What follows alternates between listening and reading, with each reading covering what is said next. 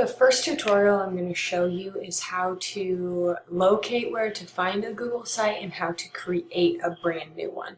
So you can see I'm on my Google page. I'm already obviously signed in, you can tell. If you click this set of options right here, and you come down here and you click on sites, not everyone may have that right there. You may have to go down into more in order to, or add a shortcut in order to get it there. I've already created a Google site, which is why mine pops up. So I click on Google or on sites. I've already done some for another class, so they pop up here.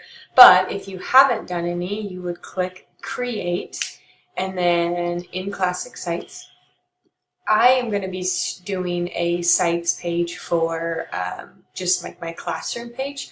And I don't want to start from blank. I'm just going to, since this is going to be like a little starter, I'm just going to start from the gallery and I'm going to browse. I would click schools and educations, fourth grade teachers. So I'll just go ahead and click this one because it's colorful and that's what elementary teachers are. The name for this site would be, I'm going to just type in, this is Peterson Sites Elementary, and then you would click create, and once it creates it will pop up. Internet's a little slow today apparently.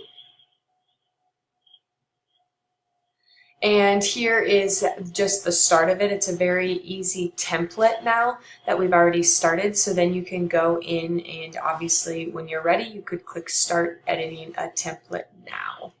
So this is just a tutorial on how to get a sites page created for like a classroom in my case.